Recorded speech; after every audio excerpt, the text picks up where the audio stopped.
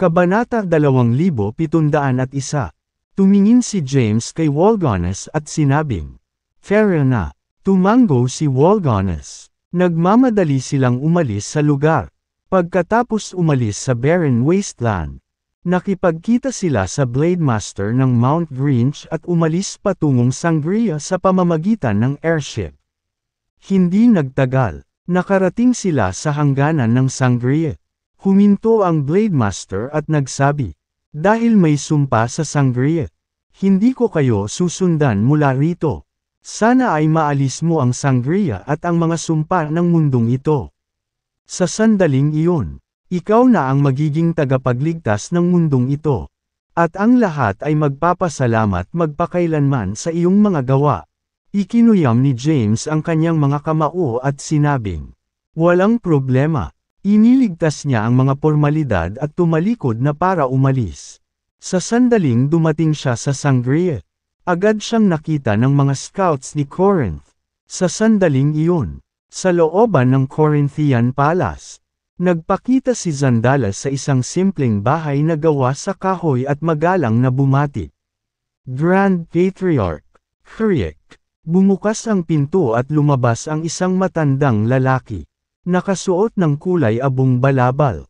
Ang buhok ng matanda ay ganap na puti. At siya ay mukhang napakatanda na. Siya si Lachlan Corinth, ang Grand Patriarch ng Kaharian ng Corinth.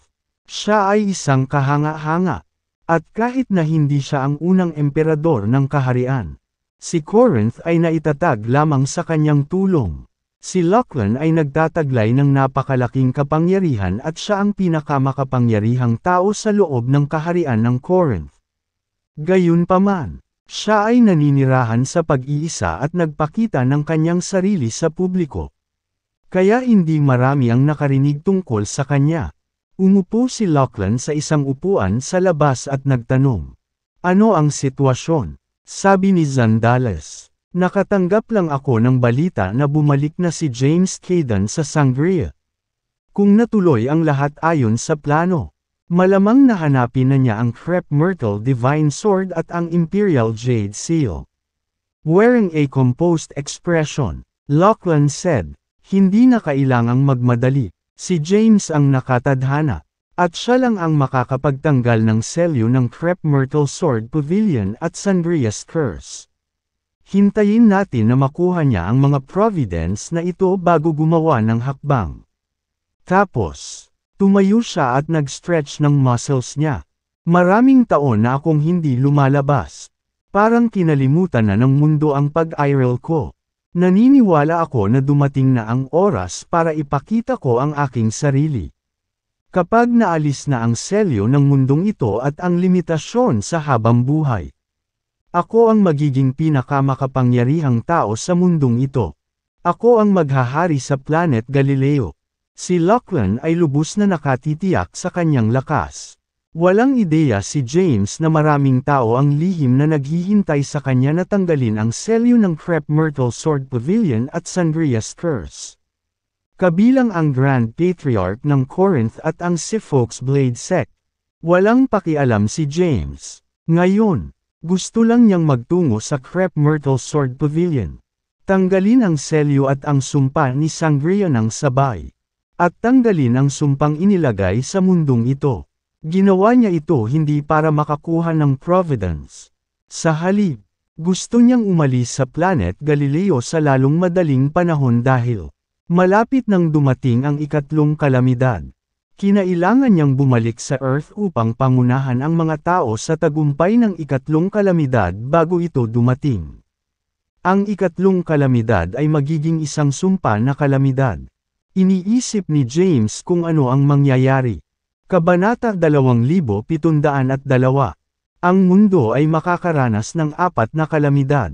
Ang unang kalamidad ay nilipol ang maraming ordinaryong tao ngunit walang epekto sa mga magsasaka. Ang ikalawang kalamidad, na itinuring na apocalypse, ay nalutas ni James. Gayunpaman, hindi naalis ni James ang mga selyo sa loob ng katawan ng sangkatauhan. Upang makamit ang isang pambihirang tagumpay, kailangan ng mga tao na basagin ang mga selyo. Magagawa lamang ito sa pamamagitan ng pag-abot sa tuktok ng bawat ranggo. Samantala, kakaunti lamang ang mga tao na maaaring makamit ang gayong gawain. Ang ikatlong kalamidad ay magiging isang sumpa na kalamidad. Bagaman walang ideya si James kung ano ang magiging cursed calamity, naiisip niya na ito ay magiging mas nakakatakot kaysa sa mga nauna. Pagkatapos bumalik sa Sangria, si James at Walgones ay nagmamadaling pumunta sa Crep Myrtle Sword Pavilion. Dumating sila sa loob lamang ng ilang maikling araw. Sa pangunahing bulwagan ng pangunahing tuktok ng Sword Pav Island. Tanong ni James, dala ko ang Crep Myrtle Divine Sword dito. Paano natin masisira ang selyo ng Sword Pavilion? Saan matatagpuan ang selyo?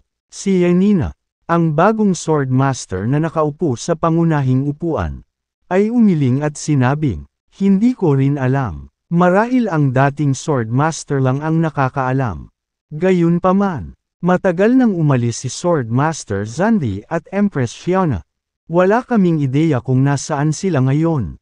Nagmamadaling humakbang si Walgones at sinabing, bakit nagmamadali? Dapat nating hintayin ang pagbabalik nila. Sa tingin ko iyon lang ang paraan. Tumango si James. Pagkatapos, nagpahinga na siya. Sinulyapan ni Walgones si Yanina at nagtanong, nasa piitan pa ba sila? Tumango si Yanina at sinabing, oo, hindi nagtagal si Walgones at agad na umalis sa main deck. Then, tumungo siya sa bundok kung saan dating nakabase si Yanina at pumasok sa piitan. Inipon niya sina Zandi at Fiona, na nakaupo sa isang lotus position sa lupa. Sinulyapan ni Zandi si Walgones at malamig na nagtanong, may problema ba? Nakangiting sabi ni Walanus, nahanap namin ni James ang Crep Myrtle Divine Sword at ang Imperial Jade Seal. Ano? Sabay nilang bulas. Hindi makapaniwalang tinitigan ni Fiona si Walgones at nagtanong, sinasabi mo ba na hanapin mo na ang Crep Myrtle Divine Sword at ang Imperial Jade Seal? Oo. Tumango si Walgones at sinabing, nahanap na namin sila. Gayunpaman, wala kaming ideya kung paano ilalabas ang selyo ng Crep Myrtle Sword Pavilion o kung paano basagin ang sumpa ni Sangria. Palalayain kita sa pagkakakulong. Gayunpaman, bawal kang magdaldal. Naiintindihan ba iyon? Kung magtatanong si James, sabihin lang sa kanya na hinanap mo ang Crep Myrtle Divine Sword at ang Imperial Jade Seal. Sabihin ang anumang hindi kailangan at alam mo ang kahihinatnan. Dumilim ang mukha ni Walgones sa pagbabante niya sa dalawa. Tumango si Fiona at sinabing, huwag kang mag-alala, hindi ko sasabihin kahit isang kaluluwa. Pagkatapos maalis ang sumpa ni Sangria, aalis ako sa Sangria at maglalakbay sa mundo. Sinabi rin ni Zandi, pagod na akong bantayan ang Crep Myrtle Sword Pavilion sa loob ng maraming taon. Ngayong may pumalit sa aking posisyon, gagamitin ko ang pagkakataong ito para magpahinga at maglakbay sa mundo kasama si Fiona. Nang marinig ito, inilabas ni Walgones ang kanilang mga selyo. Sundan mo ako. Pagkatapos niyang magsalita ay tumalikod na siya para umalis. Nagkatinginan ang dalawa, nang walang pagbigkas ng isang salita. Nagmamadali silang sumunod kay Walgones. Pagkabalik sa kanyang tirahan, kinuha ni James ang Crep Myrtle Divine Sword at ang Imperial Jade Seal. Inilagay ang mga ito sa mesa, at sinuri ang mga ito. Maya-maya, may kumatok sa pinto, at pumasok si Walgones pagkatapos. Ano ang tinitignan mo? Lumingon si James at tumingin kay Walgones. Sinabing, iniimbestigahan ko ang Crep Myrtle Divine Sword at ang Imperial Jade Seal. Umupo si Walgones sa tabi niya at sinabing, James, gumawa ako ng malaking kontribusyon sa paghahanap para sa Imperial Jade Seal at sa Crep Myrtle Divine Sword.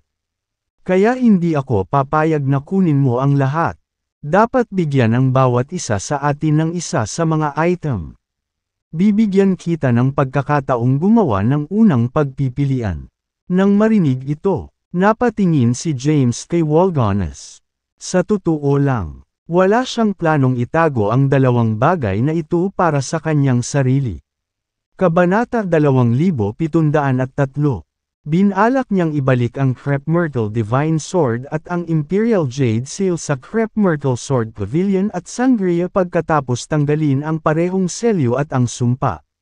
Gayunpaman, walang ideya si Walanus kung ano ang nasa isip niya.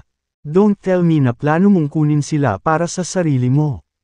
James, ang Crep Myrtle Divine Sword ay isang ancestral god weapon na walang kapantay kahit nasa primordial age. Lalo na ang contemporary age. Sa pamamagitan ng pagkakaroon ng sandata, ang paglalakbay sa paglilinang ay magiging madali. Samantala, ang Imperial Jade Seal ay malapit na sa curse magic. Ang kapangyarihan nito ay maihahambing sa isang ancestral god weapon. Binibigyan kita ngayon ng pumili ng isa para sa iyong sarili. Tumingin si Walgones kay James. Gayunpaman, si James ay tila nangangarap ng gising. Ayaw magdesisyon. Sa pag-aakalang gusto ni James ang lahat para sa kanyang sarili. Ngumiti si Walgones at sinabing, "Seryoso ka bang nais na makuha ang lahat para sa iyong sarili?" Sinabi ni James, "Ang Crep Myrtle Divine Sword ay kabilang sa Crep Myrtle Sword Pavilion. Habang ang Imperial Jade Seal ay kay Sangria. Hinihiram ko lang ang mga bagay na ito sa ngayon. Kapag naayos na ang lahat, ibabalik ko sila sa kani-kanilang mga may-ari. Hindi ako kukuha kahit isa sa kanila." Alam ni James na ang mga kayamanan na ito ay bihira, at bawat isa sa kanila ay lilikha ng kaguluhan sa labas ng mundo. Na nag-uudyok sa marami na bawiin ang mga ito para sa kanilang sarili. Gayunpaman, para sa kanya, ang patuloy na pagbuo ng kanyang sariling lakas ay isang mas tiyak na paraan kaysa sa pagkakaroon ng isang kayamanan. Sa sandaling tumaas ang kanyang lakas, kahit isang ordinaryong bakal na espada ay magdadala ng malaking pinsala. Nang marinig ito, saglit na natigilan si Walgones habang nakangiti ng nakangiti. "Akala ko ba gusto mo ang dalawa para sa iyong sarili? Dahil gusto mong ibalik sila. Wala akong karapatang hilingin sa kanila. Kung ganoon, pag-uusapan pa natin kapag naayos na ang lahat." "Ma'am," tumango si James. Pagkatapos, inalis niya ang Imperial Jade Seal at ang Crep Myrtle Divine Sword. Hindi nagtagal si Walgones at tumalikod na para umalis. Pagkalabas ng silid ay nabura ang ngiti sa kanyang mukha. At nagdilim ang kanyang ekspresyon. Hindi siya susuko dahil ayaw lang ni James na angkinan ang mga kayamanan. Gayunpaman, hindi ngayon ang oras para sakupin sila at wakasan ang buhay ni James. Kinailangan niyang matiyagang maghintay para malutas ang lahat. Pagkatapos ay nanatili si James sa Crep Myrtle Sword Pavilion. Gayunpaman, sa susunod na araw, habang siya ay nagmumuni-muni habang nakaupo sa isang lotus na posisyon sa lupa, may kumatok sa pinto. Huminto si James at sinagot ito. Si Walgones ay nakatayo sa labas. "Anong mali?" tanong ni James. Sinabi ni Walgones. "Nagbalik sina Zandy at Shiona." "Oh." Tuwang-tuwa, nagtanong si James. "Nasaan sila?" "Nasa foyer." "Mabuti. Umalis na tayo." Nagmamadaling lumabas si James sa kanyang silid at sinundan si Walgones sa main hall ng main kick. Pagdating niya sa main hall, napansin niya si Zandy Haley, ang dating sword master ng Sword Pavilion, at si Empress Shiona. "James." Nang makita ni Shiona si James, nagtanong si Shiona, "Nahanap mo na ba ang Crep Myrtle Divine Sword at ang Imperial Jade Seal?" "Oo." Tumango si James. Sabi ni Zandy, "Bilasan mo. Tingnan natin." Ang Crep Myrtle Divine Sword at ang Imperial Jade Seal ay matagal nang nawala. Sa loob ng mahabang panahon, ang Crep Myrtle Sword Pavilion at Sangria ay hindi kailanman sumuko sa paghahanap sa kanila. Gayunpaman, sa kabila ng mahabang paglipas ng panahon, Hindi nila mahanap ang kanilang kinaroroonan. Gayunpaman, pagkatapos dumating si James sa Sangria at naging ang Emperor sa maikling panahon, nagawa niyang mahanap ang Divine Sword at ang Imperial Jade Seal, isang gawang Xande at Shiana na mahirap paniwalaan. Sa ilalim ng kanilang naghihintay na mga titig, kinuha ni James ang Crep Myrtle Divine Sword at basta-basta itong inihagis kay Xande. Pagkatapos, kinuha niya ang Imperial Jade Seal at inihagis kay Shiana. Ito ba ang mga tamang item? Habang sinusuri ni Xande ang Crep Myrtle Divine Sword, inilagay din niya ang Sage Energy sa espada. Sa sandaling iyon, ang espada ay naglabas ng nakasisilaw na lilang liwanag. At isang napakalaking kapangyarihan ang nagising. Oo, ito ang Crep Myrtle Divine Sword ng Sword Pavilion na matagal nang nawala. Bulalas niya. Hinawakan ni Shiana ang Imperial Jade Seal sa kanyang kamay. Kahit na hindi pa niya nakita ang Imperial Jade Seal, mayroon siyang mga paraan upang matukoy ang pagiging tunay nito. Sa sandaling iyon, malinaw na naramdaman niya ang isang pamilyar ngunit hindi pamilyar na kapangyarihan na nagmumula sa loob. Pamilyar ang kapangyarihan dahil pareho itong pinanggalingan ng kapangyarihang nilinang niya. Ang kapangyarihan ay hindi pamilyar dahil ang Imperial Jade Seal ay nagbahagi ng parehong pinagmulan tulad ng kanyang sariling sa kabila ng hindi niya kailanman nakita ang bagay. Ito ang tunay na pakikitungo. Tumango si Shiana at sinabi, ito ang Imperial Jade Seal ng Sangria na matagal nang nawala. Lumapit si Wolgones at sinabing, dahil natukoy na ang kanilang pagiging tunay, dapat tayong magsimula sa Crep Myrtle Sword Pavilion. Sword Master Xande, bilang dating Sword Master ng Sword Pavilion, dapat alam mo kung paano i-release ang seal. Ma'am, tumango si Xande. Pagkatapos, sinulyapan niya si James habang binalik sa kanya ang Divine Sword. Kinuha ni James ang espada. Sabi ni Xande, base sa impormasyong ipinasa sa akin sa Crep Myrtle Sword Pavilion, mayroong magic circle sa bundok kung saan matatagpuan ang Sword Pavilion. Ang Crep Myrtle Divine Sword ang susi sa pagbubukas ng magic circle. Gayunpaman, walang sino man ang maaaring magbukas ng magic circle. Bukod sa Divine Sword, may iba pa tayong kailangan. Nagtanong si Wolgones, ano pa ang kailangan natin? Sagot ni Xande, noon, sabi ko ang nakatadhana lang ang makakapagbukas ng magic circle. Hindi lang iyon, ngunit ang nakatadhana ay dapat magkaroon ng sword body. At mayroong sword energy na naiwan ng ancestral sword master sa kanyang katawan.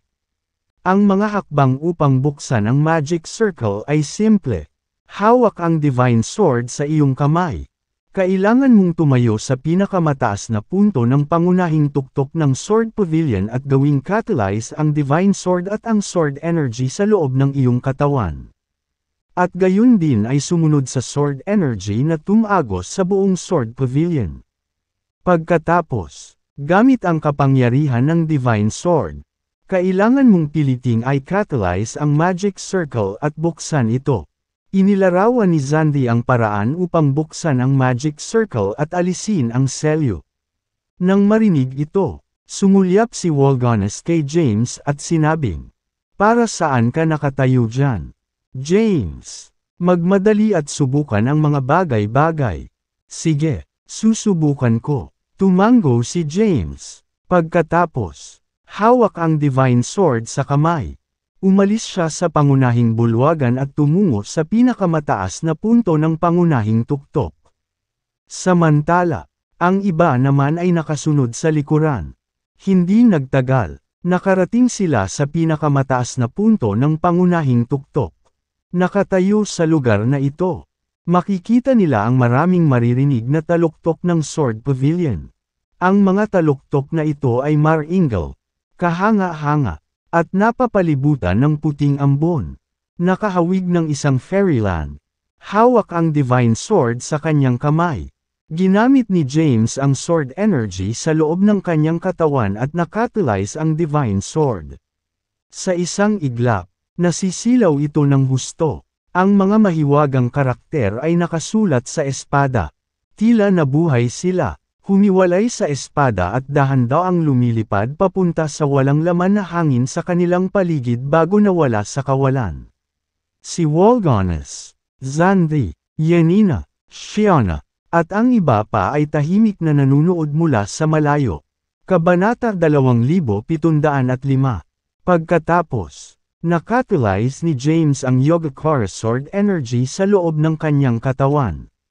Kaagad, ang hindi mabilang na mga alon ng Sword Energy ay bumuhos mula sa kanyang mga pores at nagkalat sa paligid bago naglaho sa mga bundok.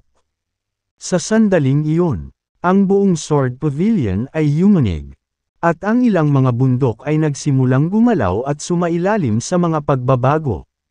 Nang masaksihan ito, tuwang-tuwang sinabi ni Wolgones, "Tama, bakas sa mukha ni Xandhi ang pananabik." Hindi mabilang na taon ang lumipas. Ang walang kapantay na sword technique seal sa loob ng Sword Pavilion sa wakas ay makikita na ang liwanag ng araw. Si Shiona naman, nakatingin din kay James na may pag-asa. Dahan-daw ang pumasok ang kapangyarihan ni James at ng Sword Pavilion sa mga bundok sa paligid. Habang ang mga bundok ay gumagalaw at sumailalim sa mga pagbabago, sila ay nagtipon upang bumuo ng isang bagong bundok. Habang ang hindi mabilang na mga taluktok ay nabuo sa isa. Ang kaluluwa ni James ay tila hinayla ng isang napakalawak na kapangyarihan sa isang hindi kilalang espasyo. Sa espasyong ito, walang bundok, tubig, o lupa, tanging isang malawak na kawalan. Ang kawalan ay napuno ng maraming bituin. At si James ay nakatayo sa gitna ng lahat. "Nasaan ako?" Naguguluhan si James. Nang siya ay nataranta, isang anino ang lumitaw sa kanyang harapan nang wala sa oras. Ang anino ay unti-unting nagkatawang tao upang bumuo ng isang tao. Nakasuot ng puting roba, ang lalaki ay medyo may itsura. At naglabas siya ng pambihirang aura. Tumingin ang lalaki kay James at sinabi sa mahinang boses, "Sa wakas, pagkaraan ng hindi mabilang na taon. Kay ikaw si..." Nagtataka namang tumingin si James sa lalaki. "Wala akong masyadong oras. Kailangan mong tandaan kung ano ang sasabihin ko sa iyo." Naging malungkot ang ekspresyon ng lalaki. Nang marinig ito, hindi na nagtanong si James at nakikinig ng mabuti. "Ako ay isang sword cultivator. At ginugol ko ang aking buong buhay sa pagtahak sa pinakahuling landas ng swordsmanship. Napag-aralan ko na ang lahat ng sword technique sa mundo at nilikha ko ang 5 Great Sword Realms. Ang 5 Great Sword Realms ay madaling maunawaan. Ngunit ang tunay na pag-abot sa tuktok ay kasing hirap ng pag-akyat sa langit. Alam kong malapit nang dumating ang kapahamakan. At para hindi mawala ang aking espada, hinati ko ito sa 3 bahagi. Ang isa sa kanila ay nasa loob ng Crep Myrtle Divine Sword. Ang isa pa ay nasa Crep Myrtle Sword Pavilion. At ang pangwakas ay nasa Mound of Sabers. Ang nasa loob ng Divine Sword ay ang pinaka-elementarya at pinakaangkop para sa mga nasa ibaba. Ng Divine Rank na linangin, ang nasa Sword Pavilion ay nagpapakita na mas advanced at pinakaangkop para sa mga nasa o mas mababa sa Grand Emperor rank na linangin. Samantala, ang ubod ng espada ay nakatago sa Mound of Sabers. Gayunpaman, para talagang magkaroon ng insight, kailangan munang maunawaan ng isa ang swordsmanship ng Divine Sword at ng Sword Pavilion. Nakinig ng mabuti si James.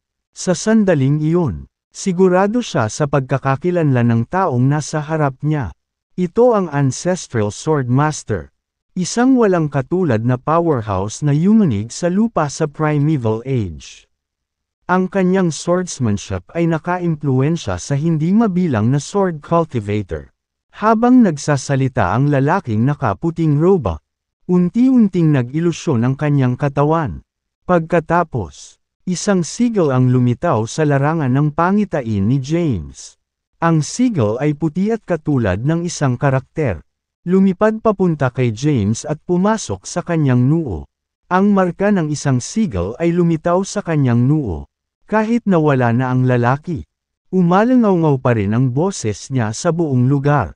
Ang seagull ay naglalaman ng mga talaan ng aking pamana sa pagiging espada. Linangin ng husto. Kapag ang seagull ay ganap na nawala, ito ay nagtataguyod na ikaw ay tunay na nakakuha ng insight sa swordsmanship.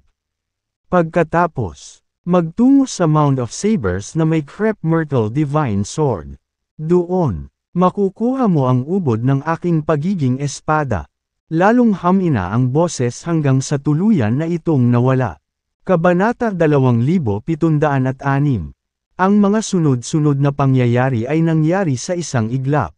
Sa oras na nag-react si James, nawala na ang lahat. At nakatayo siya sa pinakamataas na punto ng pangunahing tuktok ng Sword Pavilion.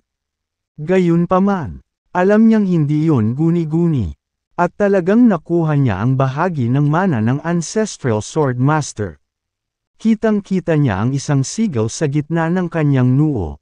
Dahil malabo at mailap ang marka, walang ibang nakakakita nito maliban kay James, na nakadarama ng presensya nito. Huminga ng malalim si James. Hindi ko akalain na may tunay na mana ng Ancestral Sword Master sa Sword Pavilion. Sa pagkuha ng mga pamana na ito, maaabot ko ang Grand Emperor rank. Muli niyang sinipsip ang enerhiya ng sword na kanyang inilabas at pinigilan ang kanyang aura habang isuot ang Divine Sword. Kaagad, maraming tao ang sumugod sa kanya. Si Wolgones, na unang lumapit sa kanya, ay nagtanong, paano nangyari, James? Sinulyapan siya ni James at nagtanong, anong ibig mong sabihin? Ang mana ng espada, natanggap mo ba? Tanong ni Walanus. Nawala sa isip si James. Noong una, binalak niyang ibunyag ang pamana ng swordsmanship. Ngayon, gayunpaman, ang pamana ng swordsmanship ay naging isang seagull. At saka, sa kanyang kasalukuyang ranggo, wala siyang karapatang maglinang para maunawaan pa ito. Pagkatapos ng maikling pagmumuni-muni, habang umiling siya at sinabing, hindi, ano, natigilan si Wolgones at nagtanong, paano ito mangyayari? Paano ko malalaman? Umiling si James, dahil ayaw niyang magbigay ng anumang paliwanag.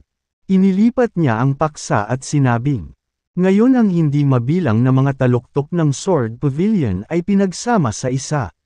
Sa palagay ko ang Magic Circle ay nabuksan at ang selyo ay tinanggal. Ang susunod sa listahan ay ang sumpa ni Sangria. Pagkatapos, tumingin siya kay Shiona at nagtanong, kamahalan, ano ba talaga ang sumpa ni Sangria? Ano ang dapat nating gawin para masira ang sumpa at makuha ang curse magic? Sinulyapan ni Shiona si Wolgones at sinabing, kailangan natin ang nakatadhana. Dahil si Wolgones ang nakatadhana, kailangan natin siyang sirain ang sumpa ni Sangria.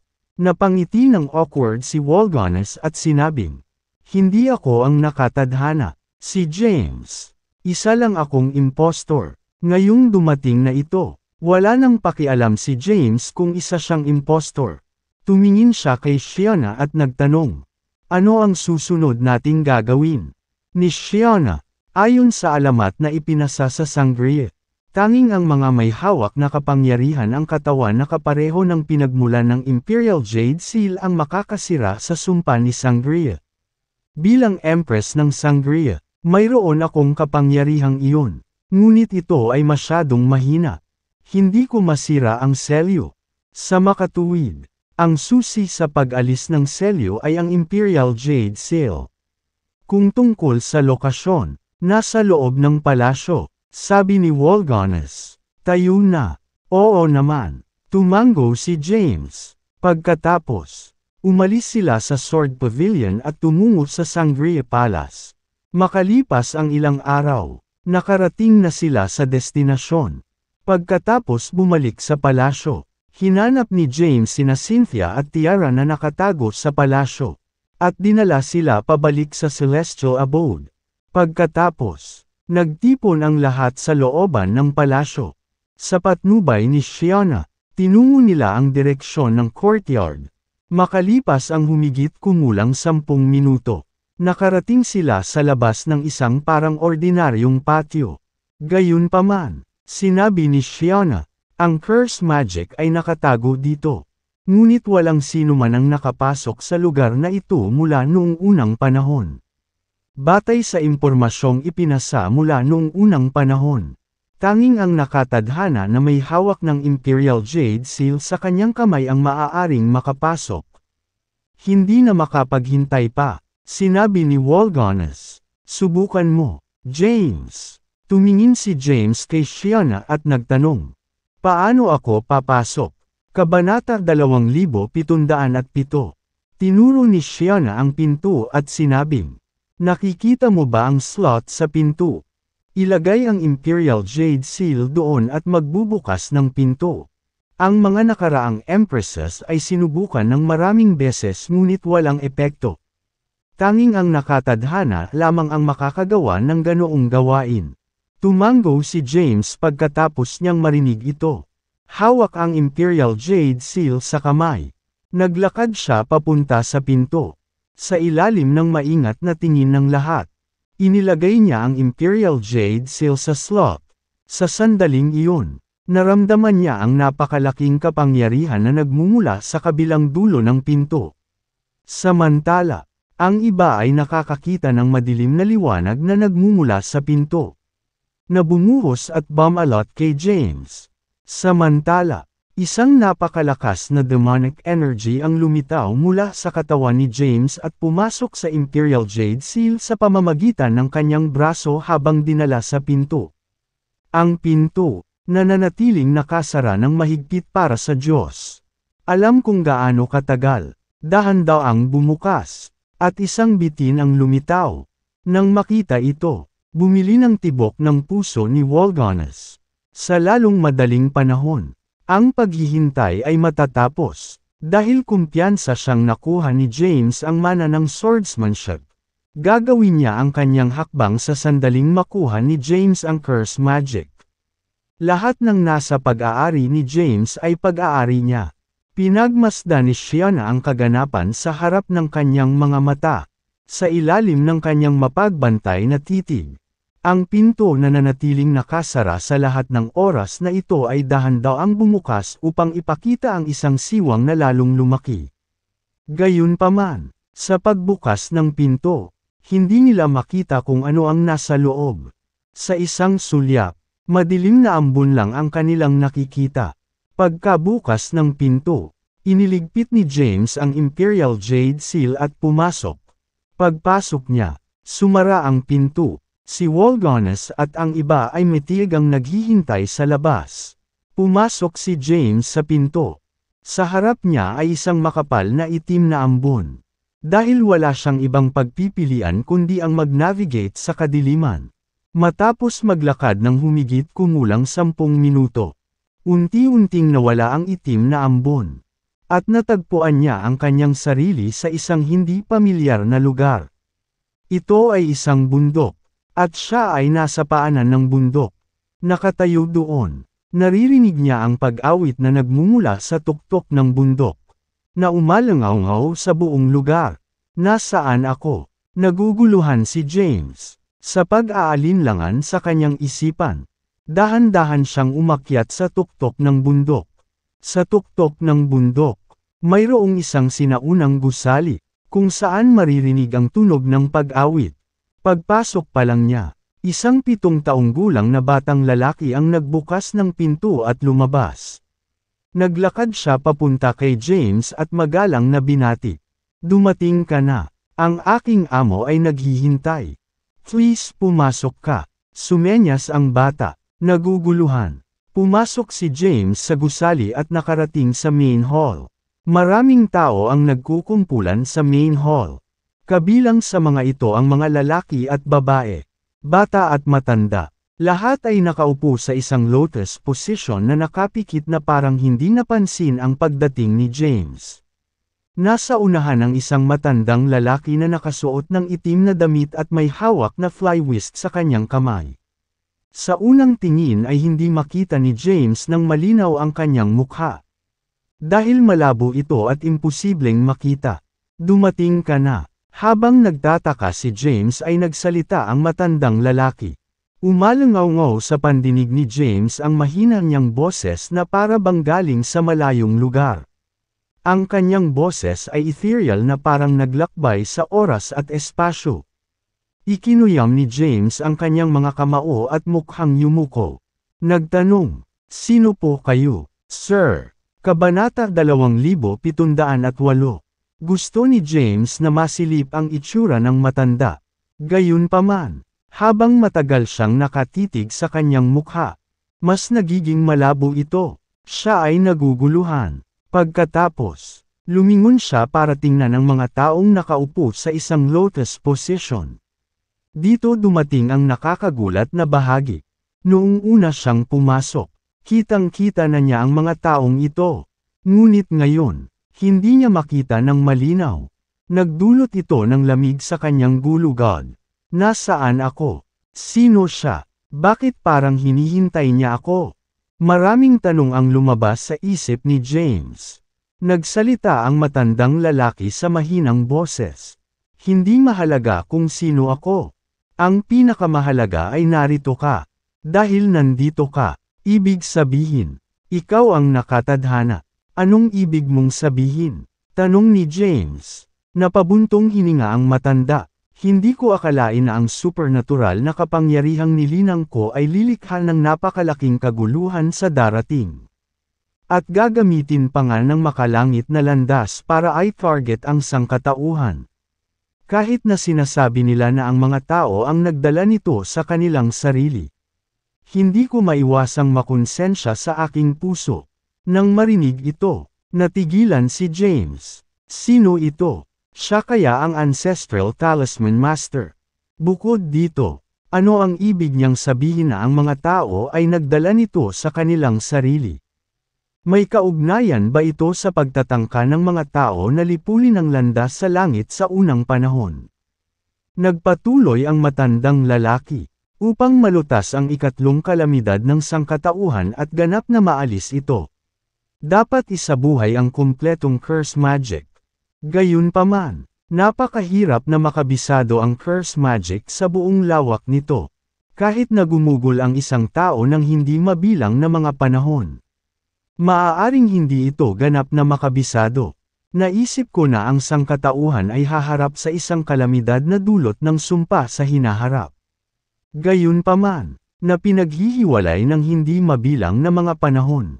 Hindi ako makagambala sa mga kaganapang nangyayari sa kabila ng aking panahon.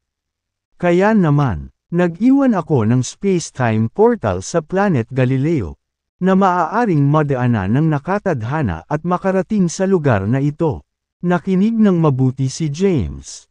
Sa pagkakataong iyon, sigurado siyang ang matandang nauna sa kanya ang kilalang kilala. Ancestral Talisman Master ng Primeval Age. Siya ay isang figure sa isang maihahambing na ranggo sa Ancestral Sword Master at isang pag-iral na higit na nalampasan ang isang Grand Emperor. Nang malaman ang tungkol sa ikatlong kalamidad ng daigdig, magalang na nagtanong si James. Maaari ba akong humingi ng patnubay sa iyo kung paano mareresolba ang ikatlong kalamidad sa lupa? Kailangan mong alisin ang sumpa na dumarating sa buong sangkatauhan sa pamamagitan ng kapangyarihan ng isang individual. Sagot ng lalaki. Nang marinig ito, napataas ang kilay ni James. Iyangat ang sumpa na dumarating sa buong sangkatauhan sa pamamagitan ng kapangyarihan ng isang individual. Oo, naguguluhan. Nagtanong si James. Paano? Nagsalita ang matandang lalaki. Medyo simple. Actually, kailangan mo lang gamitin ang Imperial Jade Seal na naiwan ko sa Galileo. Ang Imperial Jade Seal ay may ilang pangkalahatang rune na nakasulat dito, na maaaring magtipon ng mga sumpa sa katawan ng lahat ng tao sa isang tao. Nang marinig ito, nabigla si James habang nagtanong.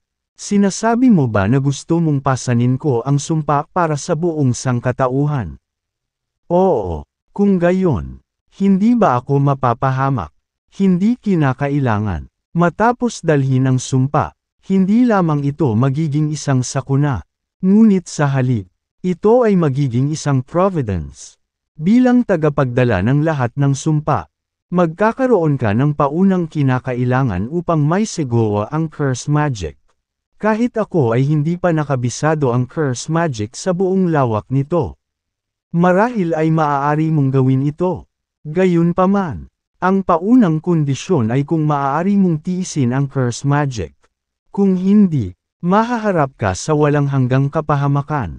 Wika ng matanda. Nang marinig ito, napaisip si James. Pagkaraan ng ilang sandali, siya ay nagtanong, ano ang aking haharapin matapos ang lahat ng sumpa? Sinabi ko na sa iyo ang lahat ng kailangan mong malaman. Habang nagsasalita siya, unti-unting naging ilusyon ang kanyang mga figure. At ang lahat ng nasa paligid niya ay naging ilusyon din. Lumabo ang paningin ni James. Nang muli siyang lumitaw, bumalik siya sa mukhang ordinaryong patio. Walang laman ang lugar. Pinagmasdan ni James ang kanyang paligid at naglakad patungo sa isang batong upuan ng isang gazebo sa malapit. Habang nakaupo siya sa upuan, naalala niya ang naranasan niya. Alam niyang hindi siya naghahalusinate. Matapos makapasok sa looban, isang makapangyarihang tao ang kumausap sa kanya mula sa hindi mabilang na mga panahon ang layo.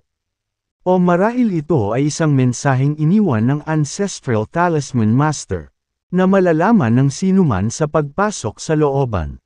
Nang maalala niya ang nangyari, huminga ng malalim si James. Hindi ka pani-paniwala. Hindi ko akalain na nakita na ng Ancestral Talisman Master ang mangyayari sa panahon na ito mula sa Primeval Age. Siya pa nga ang nagplano ng lahat ng maaga. Bulong ni James. Pagkatapos, nahulog siya sa pagmumuni-muni muli. Kahit na nakatanggap siya ng impormasyong naiwan ng Ancestral Talisman Master, wala itong koneksyon sa selyo sa Galileo at Sangria's Curse. Gayunpaman, sa sandaling iyon, malinaw na naramdaman ng lahat sa labas ng mundo na ang selyo kay Galileo ay unti-unting nawawala. Nang mawala ang selyo, naramdaman nila ang kanilang mga selyo sa loob ng kanilang mga katawan. Anong nangyayari? Malapit na akong gumawa ng breakthrough. Kaya bakit pakiramdam ko may selyo sa loob ng katawan ko? Nararamdaman ko na ang selyo sa planet Galileo ay nawala. Pero bakit ngayon may selyo sa loob ng katawan ko? Maraming magsasaka ang nataranta. Samantala, nanatili si James sa loob ng ilang oras bago lumabas. Kriek. Binuksan niya ang pinto. Maraming tao ang nakatayo sa labas. Kanina pa sila nakatitig sa pinto sa paghihintay. Nang itulak ni James ang pinto ay dali-dali silang sumugod sa kanya. Nagtanong si Walganes. Paano ito nangyari? Sinabi ni Zande, nararamdaman ko na ang selyo sa planet Galileo ay ganap na nawala. James, natanggap mo ba ang mana ng curse magic? Tumingin si Shiana kay James at nagtanong, ano ang naranasan mo pagkapasok sa looban? Natanggap mo ba ang mana ng curse magic? Bahagyang umiling si James at sinabing, wala akong natanggap. Hindi nagsisinungaling si James. Ang curse magic ay matagal nang nakasulat sa Imperial Jade Seal at ang mga karakter na kung saan ay ang buod ng curse magic. Nang marinig ito, tumingin sa kanya si Walganes na may time na ekspresyon sa kanyang mukha. Walang nakakaalam kung ano ang iniisip niya sa sandaling iyon. Pagod na ako. Kailangan ko ng magpahinga. Napagod si James. Gulong-gulo ang isip niya. Napakaraming impormasyon na kailangang i-proseso. Kaya kailangan niyang huminahon at magnilay-nilay. Pagkatapos mag-iwan ng ilang salita, tumalikod na siya para umalis. Samantala, dala ng pag-uusisa, ang iba ay tumingin sa pisyo ng diretsyo at pumasok. Gayunpaman, ang patio ay walang pinagkaiba sa alinmang patio. Wala doon at tiyak na walang kakaiba. Nang mawala ang selyo sa planet Galileo, kasama ang sumpa ni Sangria at ang hangganan ng habambuhay ng mundong ito. Nagdulot ito ng malaking kaguluhan. Sa sandaling iyon, ang Grand Patriarch ng Kaharian ng Corinth ay dumating sa mga hangganan ng Sangria kasama ang kanyang mga pinagkakatiwalaan. Nakaramdam ng kung ano. Tumingin si Lachlan Corinth sa langit. Pakiramdam niya ay nawala na ang selyo sa Planet Galileo. Inalis na ni James ang sumpa ng Sangria at Planet Galileo. Ha ha ha. Tawa ng baliw si Lachlan. Mula ngayon, ako ang maghahari sa mundong ito.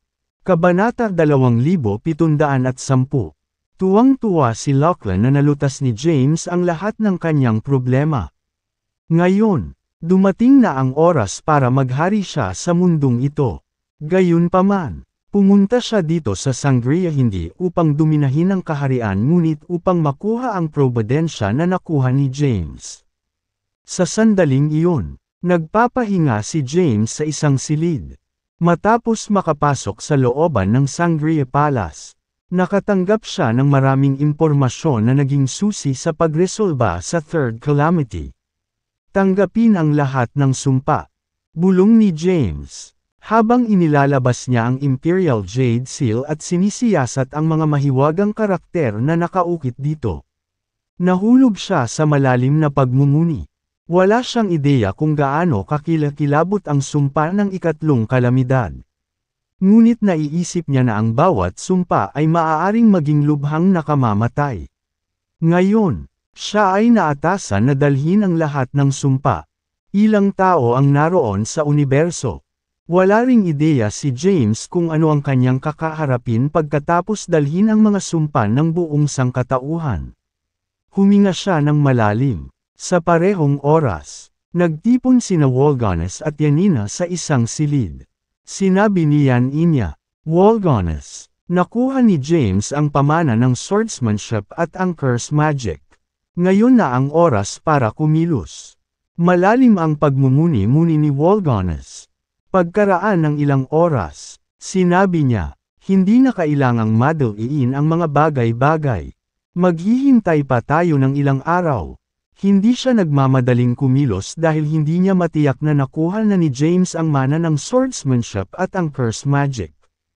Kung talagang wala si James, ayaw niyang kumilos. Pagkatapos ng ilang oras na magkasama, naramdaman niya iyon. Si James ay isang disenteng tao at sulit na makipagkilala. Upang kumpirmahin ang kanyang mga iniisip, nagpasya siyang personal na hanapin si James. Habang nagpapahinga si James, may kumatok sa pinto. Nang mapansin niya si Wolgones habang binubuksan niya ang pinto, nagtanong siya, may problema ba? Diretsyong pumasok si Wolgones at umupo sa loob. Nakangiting sinabing, bakit? Hindi ba pwedeng makipag-chat ako sayo? Lumapit sa kanya si James at umupo sa tapat niya, na sinasabi, magtanong ka. Sinabi ni Wolgones, gusto kong malaman kung ano ang nakuha mo pagkatapos alisin ang magic circle sa Crep Myrtle Sword Pavilion. Nais ko ring malaman kung ano ang iyong nakita at nakuha sa looban. Sinaman siya ng tingin ni James. Matapos mag-isip sandali, sinagot niya siya ng totoo. Sa katunayan, nakuha ko ang pamana ng swordsmanship ng Ancestral Swordmaster sa Sword Pavilion. Gayunpaman, hindi ko nakuha ang curse magic sa Sangria Palace. Ngunit masasabi ko sa iyo ng tiyak na ang mahiwagang mga inscription sa Imperial Jade Seal ay ang culmination ng curse magic. Ngumiti si Wolgones at sinabing, uulitin ko, maaari mong piliin ang alinman sa Crep Myrtle Divine Sword o ang Imperial Jade Seal. Noong una, ayaw ni James sa kanilang dalawa. Ngayon, gayunpaman, natanto niya na kailangan niya ang dalawa. Kailangan niya ang Divine Sword para maabot ang rurok ng swordsmanship at ang Imperial Jade Seal para lutisin ang Third Calamity. Gayunpaman, sina Winnie at Delaney ay nasa labas ng pagsasanay. Dahil wala siyang ideya kung nasaan sila. Kailangan niyang hanapin ang mga ito bago umalis.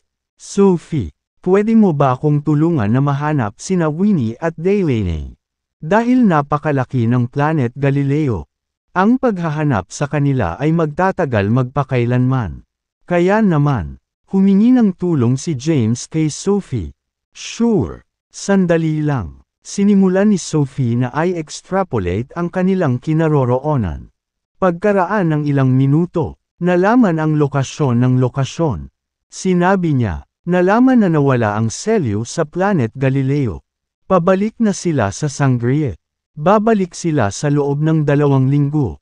Nang marinig ito, nakahinga ng maluwag si James. Ngayon, kailangan na lang niyang hintayin na bumalik sina Winnie at Delaney bago umalis. Matapos umalis sa Earth ng napakatagal, wala siyang ideya kung ano ang sitwasyon sa Earth sa sandaling ito. Inaasahan niyang bumalik sa Earth at makita si Thea. Sa susunod na 2 araw, nanatili si James sa Sangria Palace. Samantala, matapos tanggihan ni James, hindi gumawa ng anumang aksyon si Walgones. Umakto na siya na parang walang nangyari at nagpatuloy sa pakikisalamuha kay James gaya ng dati. Tuwing nagkikita sila, masaya silang nagkukwentuhan, at hindi niya binanggit ang Crepe, Myrtle Divine Sword o ang Imperial Jade Seal muli. Pagkaraan ng 10 araw, sa labas ng Imperial Capital ng Sangria, isang grupo ng mga tao ang lumitaw. Nangunguna si Lachlan Corinth, ang Grand Patriarch ng Kaharian ng Corinth. Sa likod niya ay may grupo ng mga lalaki. Itim na damit, may humigit kumulang 30 sa kanila.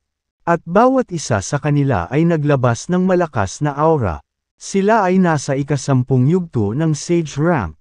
Ang kabisera ng Sangria. Sa wakas, nandito na tayo. Pagtingin sa mataong kabisera sa harapan niya, humagalpak ng tawa si Lachlan. Pagkatapos, pumasok siya sa lungsod kasama ang kanyang mga pinagkakatiwalaan at agad na tumungo sa palasyo. Bawal kang pumasok sa palasyo. Hinarang ng mga bantay sa labas ng palasyo ang kanilang dinadaanan. Si Lachlan ay gumawa ng 1 kilo. At isang lalaking nakasuot ng itim na damit ay humakbang pasulong at hinugot ang kanyang espada. May death wish ka. Habang binibigkas niya ang mga salitang iyon, nilalas niya ng kanyang espada ang mga gwardya. Ang mga babaeng gwardya na walang pagkakataon laban sa kanya ay agad na pinatay. Panghihimasok ng kalaban. Panghihimasok ng kalaban. Umalangaw-ngaw ang mga sirena sa palasyo. At napakaraming mga gwardya ang sumugod. Gayunpaman, dahil masyadong mahina ang mga gwardya na ito, agad silang napatay. Hindi napigilan. Dumiretso si Lachlan sa main hall ng Sangria Palace at umupo sa trono. Kasabay nito, sa looban ng palasyo, nakaupo si James sa isang lotus na posisyon. Naglalabas ng sword intent sa paligid niya. Sa sandaling iyon, isang figure ang nagmamadaling pumasok. May nangyari. James. Huminto si James sa paglilinang at tumingin kay Walgones na nagmamadaling pumasok. Nagtanong, ano ang nangyari? Sinabi ni Walgones, may pumasok sa Sangria Palace at pinatay ang mga bantay doon. Nasa main hall na sila ng palasyo. How dare they? Tumayo si James. Siya ang kasalukuyang emperador ng Sangria. Ngunit tila hindi siya pinapansin ng mga nanghihimasok. Tingnan natin. Agad siyang nagtungo sa pangunahing bulwagan ng palasyo. Kabanata 2712. Sa pangunahing bulwagan ng Sangria Palace, si Lachlan, na nakasuot ng kulay abong balabal, ay nakaupo sa trono habang nakatingin sa ibaba. Sa ibaba niya ay isang grupo ng mga lalaking nakasuot ng itim.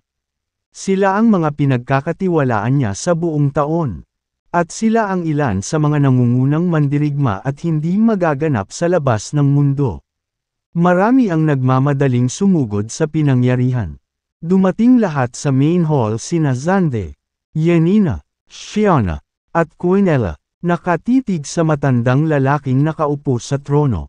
Dumilim ang mukha ni Zande habang malamig na sinabi, "Sino ka?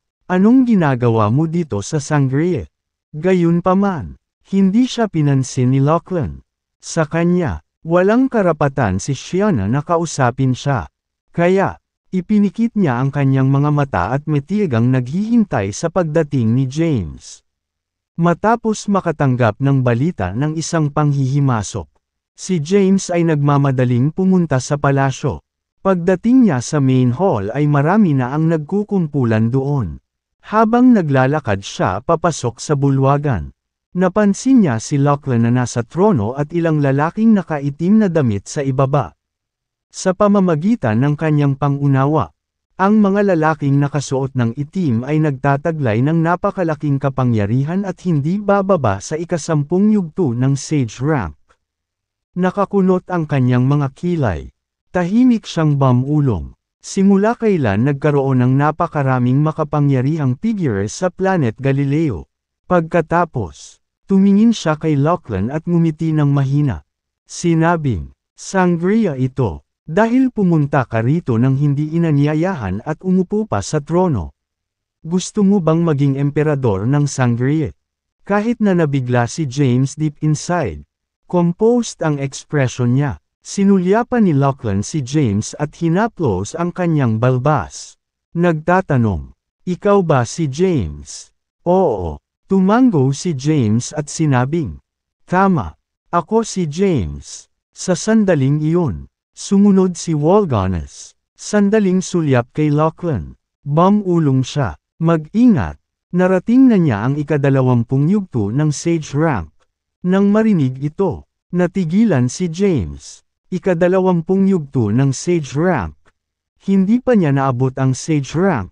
Kahit na kaya niyang lipulin ang isang sage at maging ang mga nasa itaas ng Sage King sa pamamagitan ng kanyang iba't ibang taktika.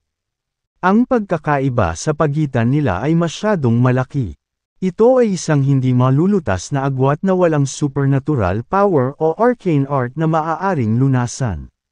Hindi pa bigla-bigla kumilos si James.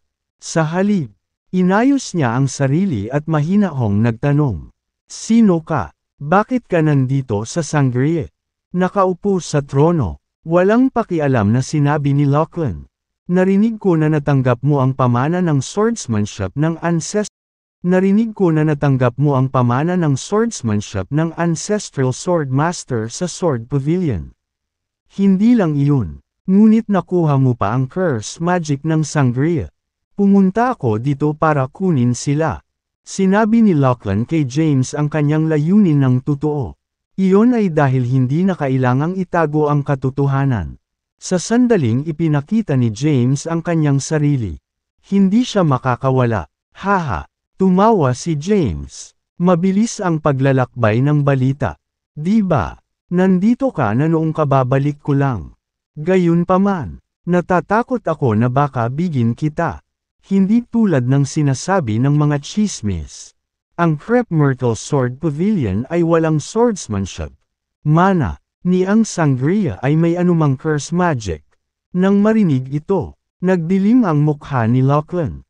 Pagkatapos, itinaas niya ang kanyang kamay at casual na kumaway. Ang malakas na enerhiya ay nagmateryal sa kanyang palad at dumiretso kay Shiona.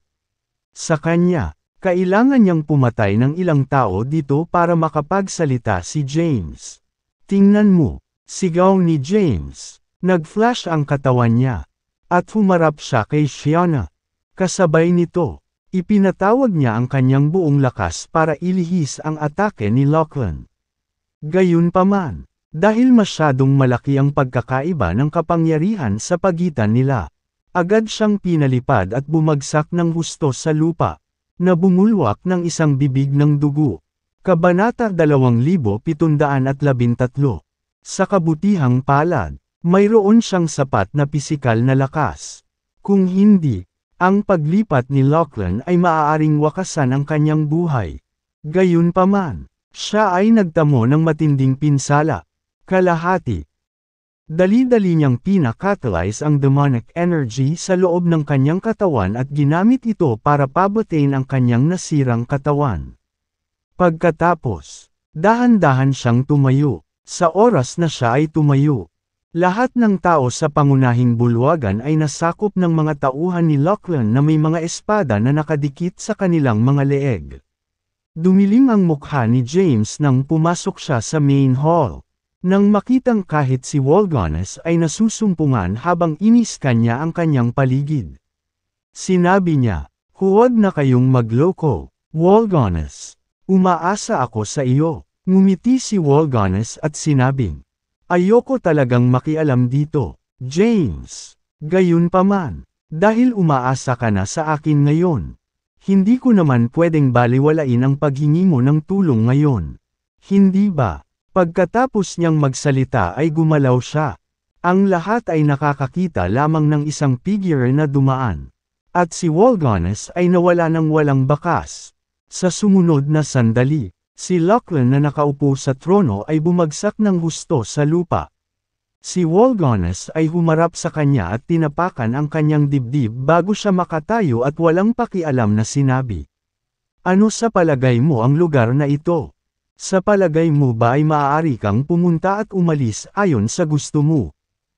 Ikaw, natigilan si Lachlan. Naabot na niya ang ika-20 yugto ng Sage rank. Sa ganoong lakas, hindi siya matatalo sa buong Galileo. Ngayon, gayunpaman, hindi siya tugma para sa isang estranghero. Binalot siya ng takot at pagkabigla. Sino ito? Anong rank siya? Ang mga tauhan ni Lachlan ay tulala at tuluyang nakaugat sa lupa. Sinubukan ni Lachlan na tumayo. Gayunpaman, gaano man kalakas ang kanyang ipatawag, hindi siya makalaya. Sa sandaling iyon, talagang natakot siya sa unang pagkakataon. Nakalimutan ang tungkol sa kahit na ang Providence. Nagmamadali siyang humingi ng awa, na nagsasabi, "Pasensya na, hindi ako dapat pumunta dito. Pabayaan mo na ako, hindi ko na uulitin ang mga pagkakamali ko." Nagsimulang magmakaawa si Lachlan. Iyon ay dahil alam niyang madali siyang lilipulin ng taong umaakyat sa kanya. "Pakawalan ka," malamig na sinabi ni James. "Pinasok mo ang Sangria Palace at pinatay ang napakaraming bantay ko. Paano ko sasagutin ang mga pamilya ng namatay kung pakakawalan kita? Maaari akong magbigay ng kabayaran." Nagmamadaling sabi ni Lachlan, "Ako ang dakilang patriarch ng kaharian ng Corinth. Maaari kitang bayaran gamit ang mga paglilinis na kristal at maging ang mga teritoryo. Hanggat handa kang bitawan ako, kahit ano ay mapag-uusapan." Nang makita nila ito, nanatiling tahimik ang lahat sa main hall.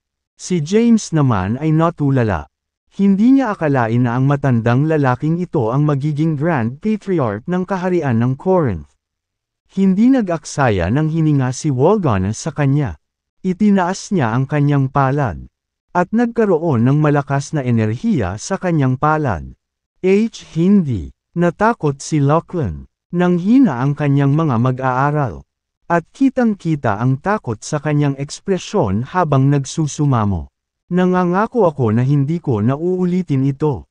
Please spare my life." Bago pa niya matapos ang kanyang mga salita, dama po ang palad ni Walgones sa kanyang ulo. Agad itong dinurog sa tinadtad na karne. Itinaas niya ang paa niya at tiningnan ang damit niyang may bahid ng dugo. Saka sumimangot, "Magpapalit na ako ng damit. Ipauubaya ko sa iyo ang natitira." Matapos patayin si Lachlan, tumalikod si Walgones para umalis. Alam niyang kakayanin ni James ang iba pang sitwasyon. Nang masaksihan ang pagkamatay ni Lachlan, natakot ang kanyang mga tauhan. Alam nila ang tungkol sa lakas ni Lachlan ang ika-20 yugto ng Sage rank. Ngunit siya ay nilipol ng ganoon kadali. Sa pagtingin sa mga lalaking ito na nakaitim na damit, malamig na sinabi ni James, "Gusto mo bang ipagpatuloy ang labanan?" Nanginginig sa takot ang mga lalaking nakaitim na damit habang paatras sila. "Ihulog mo ang iyong mga armas at maliligtas ka," sabi ni James. Kumalabog. Inihagis ng isa sa kanila ang kanyang espada sa lupa. Pagkatapos, sumunod ang isa pa. Hindi nagtagal. Itinapon ng lahat ang kanilang mga espada sa lupa. Naglakad si James papunta sa kanila at tinatakan ang kanilang mga base ng pagtatanim bago nagutos. Mga lalaki, dalhin sila sa piitan. Hindi nagtagal, may ilang gwardya na sumugod sa kanila at dinala sila sa piitan. Nakahinga ng maluwag ang lahat ng nasa main hall. Nang maalala ang nangyari kanina, hindi nila maiwasang matigilan.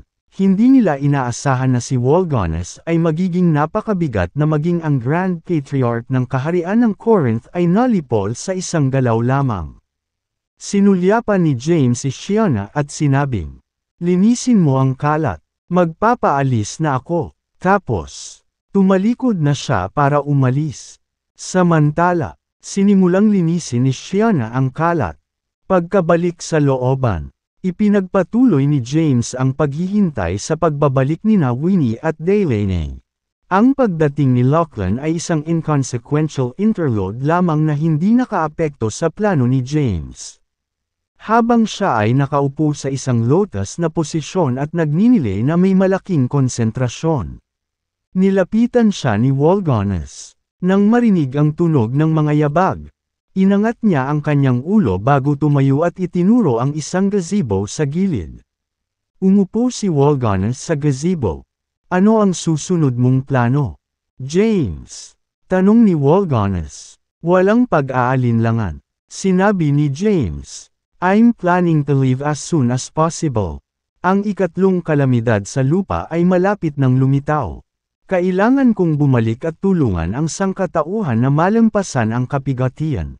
Nagtanong si Walgones, "Kailan ka aalis?" Sabi ni James, "Sa ilang araw, malamang." Nag-alinlangan si Walgones. Sinulyapan siya ni James at nagtanong, "May problema ba?" Pagkatapos ng maikling sandali ng pag-aalinlangan, sinabi ni Walgones, "Maaari mo bang ipahiram sa akin ang Crepe Myrtle Divine Sword at ang Imperial Jade Seal ilang araw bago ka umalis? Ipinapangako ko na ibabalik ko sila sa iyo." Nang marinig ito ni James ay nag-alinlangan. Nagmamadaling sinabi ni Walgones, "Wala ka bang tiwala sa akin?" Sa totoo lang, hindi kailanman nagtiwala si James kay Walgones mula pa noong una. Dahil hindi niya mabasa ang kanyang tunay na intensyon. Hindi niya inaasahan na si Walgones ay nagtataglay ng napakaraming sikreto. Alam din niya na pumunta si Walgones sa Planet Galileo para sa pamana ng espada at sa curse magic. Iyon ang dahilan kung bakit buong puso niya itong tinulungan. Nagpatuloy si Walgones, "Gusto ko lang tingnan ang mga talaan ng pamana ng swordsmanship sa Divine Sword at ang culmination ng curse magic na naitala sa Imperial Jade Seal. Panigurado, ibabalik ko talaga sila sa iyo bago ka umalis." Pinag-isipan ito ni Walgones. Noong una, binalak niyang nakawin ang Divine Sword at ang Imperial Jade Seal mula kay James at kunin pa ang kanyang mga kayamanan, ang Infinity Steles at ang 5 elemento ng Genesis. Gayunpaman, pagkatapos ng ilang araw na pagninilay-nilay, siya ay nagkaroon ng pagbabago ng puso. Naniniwala na siya sa mga hindi kapani-paniwalang kayamanan na ito ay kailangang angkinan ng isang nakatadhana. Gaya nga ng kasabihan, mas malaki ang kapangyarihan ng isang tao. Mas malaki ang mga responsibilidad ng isang tao.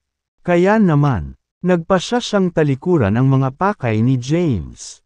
May 2 dahilan. Kabanata 2715. Una, talagang gusto niyang kaibiganin si James.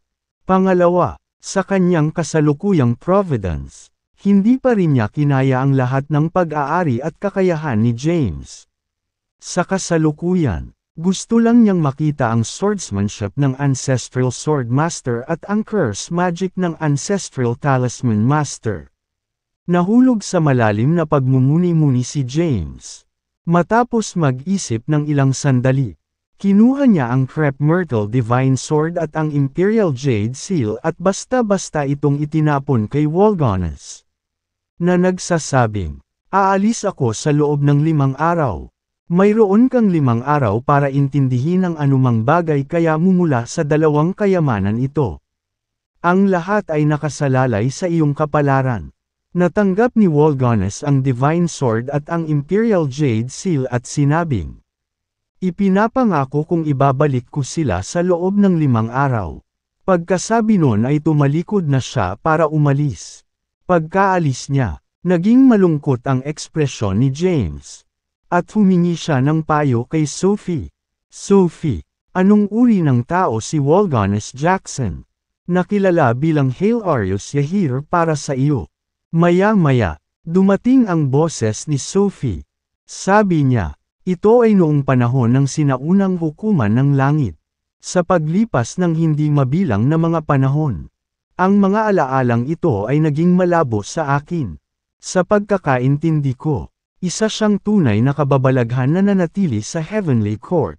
Siya ay hindi gaanong isang schemer sa akin. Kaya siya ay isang mabuting tao. Kumbaga, gayunpaman, maaaring baguhin ng panahon ang lahat. Hindi ko alam kung kailan siya natakpan, kung kailan siya nagising, o kung anong klaseng tao na siya ngayon. Bukod pa rito, maaari kong hulaan na may mga makapangyarihang figure na hindi bababa sa Grand Emperor rank at higit pa sa pag-back up sa kanya. Kung hindi siya makapasok sa Planet Galileo nang may nakalagay na selyo. Tanong ni James. Tama ba ang ginawa ko sa paghiram sa kanya ng Crep Myrtle Divine Sword at ng Imperial Jade Seal? Sino ang nakakaalam? Pagkatapos ng simpleng talakayan, tinapos ni James ang usapan at ipinikit ang kanyang mga mata para magnilay. Nanatili siya sa Sangria Palace ng ilang araw pa. Makalipas ang ilang araw, bumalik sina Winnie at Delaney.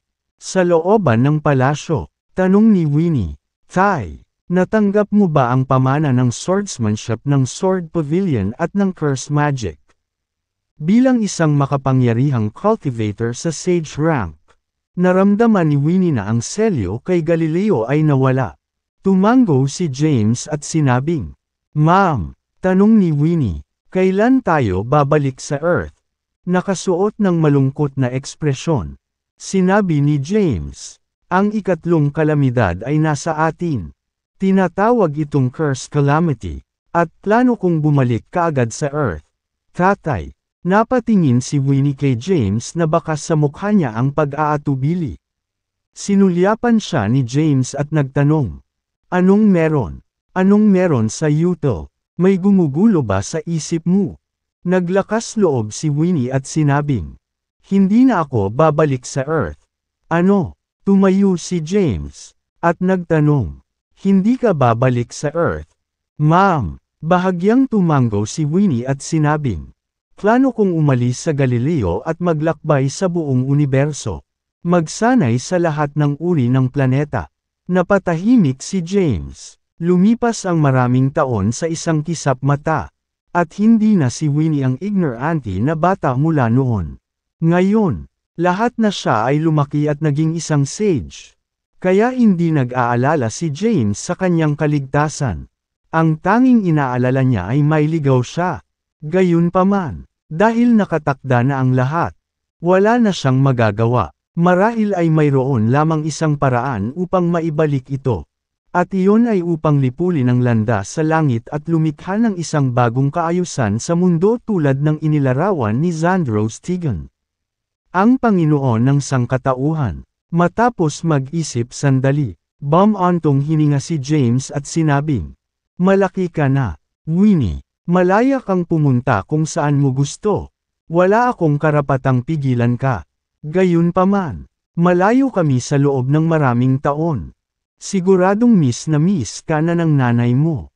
Bago pumunta sa iyong pakikipagsapalaran, bakit hindi ka bumalik sa Earth at makilala ang iyong ina? Ma'am, tumango si Winnie at sinabing, kung ganoon, babalik ako sa Earth at makikipagkita muna ako kay nanay. Pagkatapos, lalabas na ako ng training. Isang araw kapag naabot ko na ang rurok ng aking lakas, babalik ako para tulungan ka. Napangiti si James nang walang magawa. Kabanata 2716. Dahil matatag si Winnie sa paglalakbay sa universo upang magsanay. Walang pagpipilian si James kundi hayaan siya. Ngayong nakabalik na sina Winnie at Delaney. Oras na para umalis. Matapos ilagay ang mga ito sa celestial abode. Tumalikod siya para umalis. Hinanap niya si Wolgones para hilingin sa kanya na ibalik ang Divine Sword at ang Imperial Jade Seal. Samantala, sa Blade Sect ng Seafolk, si Falco Barrett, ang Grand Patriarch ng Blade Sect, ay nakaupo sa trono. Siya ay isang napakalakas na figure na umabot sa ikatlong yugto ng Divine Rank at isang hakbang na lang ang layo mula sa pagiging isang quasi-emperor. Nangangahulugan ito na posibleng siya ang pinakamakapangyarihang individual sa Planet Galileo. Noon, ibinigay niya ang Crep Myrtle Divine Sword kay James sa pag-asang mailalabas niya ang selyo ng Sword Pavilion at makakuha ng walang kapantay na mana ng swordsmanship. Hindi siya interesado sa magic ng curse. Dahil ang selyo sa mundong ito ay nawala. Maaari niyang ipagpalagay na inalis ni James ang selyo sa Planet Galileo at ang sumpa sa mundong ito. Nangangahulugan din ito na si James ay nakakuha ng walang kapantay na mana ng espada. Dumating na ang oras. Bulong ni Falco. Kasabay nito, natagpuan ni James si Wolgones. Wolgones. 5 araw na ang lumipas. Alam ko, tumango si Wolgones. Kinuha ang Divine Sword at ang Imperial Jade Seal. Ibinigay niya ang mga ito kay James at sinabing, "Here you go." Tinanggap sila ni James. Hindi niya alam kung gaano naiintindihan ni Wolgones sa loob ng 5 araw. Gayunpaman, wala ito sa kanyang pag-aalala. Nagtanong si Wolgones, "Babalik ka na ba ngayon?" "Ma'am," tumango si James at sinabing, "Ngayong naayos na ang lahat sa Planet Galileo. Oras na para bumalik ako. Bukod dito, iniwan ko ang Earth sa loob ng maraming taon. Na-curious ako kung gaano kalaki ang nagbago." "Sige na, Colm." Kumaway si Wolgones kay James. Swoosh! Sa sandaling iyon, lumitaw ang isang figure nang wala sa oras, na nagkatawang tao upang bumuo ng isang matandang lalaki. Nang makita ang lalaki, kumunot ang kilay ni James. Natigilan si Wolgones, dahil ang lalaking ito ay walang iba kundi si Falco, ang dakilang patriarch ng sekta ng Blade ng Seafolk. Lumapit sa kanila si Falco. Isang ngiti ang sumilay sa kanyang mukhang malisyosong mukha nang sabihin niya, "Sa tingin mo saan ka pupunta?" Saglit na natigilan si James habang niyakap ang kanyang mga kamao at sinabing, "Falco." Si Wolgones, sa kabilang banda, ay maingat na tumingin kay Falco. Alam niyang hindi payapa ang pagdating ng lalaki. Tumingin si Falco kay James at inabot ang kanyang braso. Sinabing, "Ibigay mo sila." Natigilan si James at nagtanong, "Ano?" Malamig na sabi ni Falco, "Hindi ko kailangan ng curse magic. Kailangan ko lang ng swordsmanship inheritance ng Crep Myrtle Sword Pavilion at ng Divine Sword. Ang tibak ay orihinal na akin. Pagkatapos ng lahat, pinahiram ko ito sa iyo para masira mo ang selyo sa Sword Pavilion. Ngayong naalis na ang selyo, hindi mo ba dapat ibalik sa akin ang Divine Sword?" Hindi siya agad nakagawa, sa halip ay hiniling kay James na isuko ang Divine Sword. As far as he was concerned, pwede niyang patayin si James anytime. Malungkot ang ekspresyon ni James. Dahil mahalaga ang Divine Sword, walang paraan na maibigay niya ito sa kanya. Pagkaraan ng maikling sandali, sinabi niya, "Falco, ang Divine Sword ay pag-aari sa Sword Pavilion sa unang lugar. Paano mo ito na-claim bilang iyo?" Nang marinig ito, nagdilim ang mukha ni Falco. "Sinasabi mo bang wala kang balak ibalik sa akin ang espada?" Mahina ang kanyang boses, at may bakas ng pamatay na hangarin sa kanyang ekspresyon. Alam ni James na si Falco ay isang napakalakas na figure. Dahil wala siyang kalaban laban sa kanya, humingi siya ng tulong kay Sophie.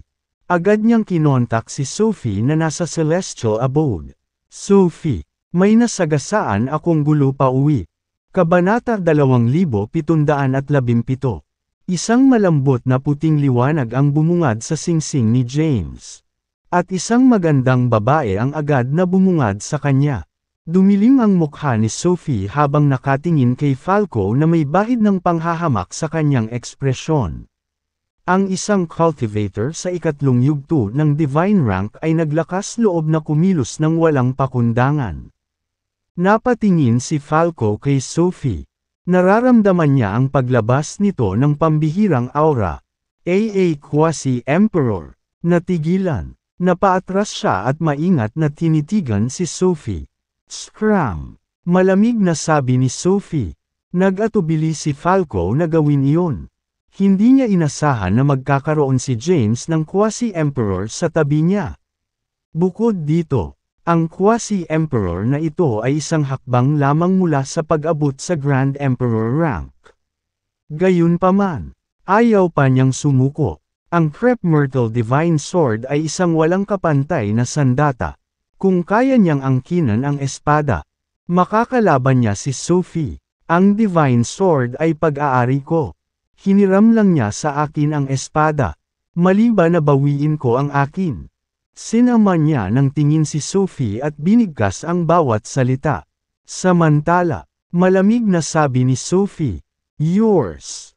Ang Crep Myrtle Divine Sword ay ipinasa ng Ancestral Sword Master sa Primeval Age at inilagay sa loob ng Crep Myrtle Sword Pavilion sa lahat ng ito. Bakit mo iniisip ang espadang ito ay pag-aari mo dahil tinanggal mo lang ang Sword Pavilion at inagaw ang Divine Sword? Ibinuka ni Falco ang kanyang bibig ngunit nawalan ng masabi. Ito ay wala sa aking pag-aalala. I'm staying out of this. Dahil wala ng saysay na manatili pa sa Galileo. Aalis na ako. Sinulyapan ni Walgones si James at ikinulong ang kanyang mga kamao.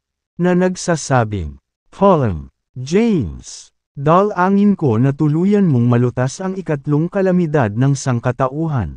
Sana ay tumaas ng husto ang iyong lakas sa muli nating pagkikita. Sa susunod na pagkikita natin, sana ay kaya mo nang pangasiwaan ang sarili mong mga bagay sa halip na umasa sa iba." Pagkatapos, si Walgones ay pumailang lang sa langit at umalis sa Planet Galileo. Nawala sa paningin ng lahat. Maligaw ka kung pinahahalagahan mo ang iyong buhay. Hindi pinakialaman ni Sophie si Falco. Maulap ang ekspresyon ni Falco. Masyadong makapangyarihan si Sophie. At kahit ang kanyang aura ay sapat na para masuffocate siya. Kapag siya ay gumawa ng karahasan, siya ay mamamatay sa isang kakilakilabot na kamatayan.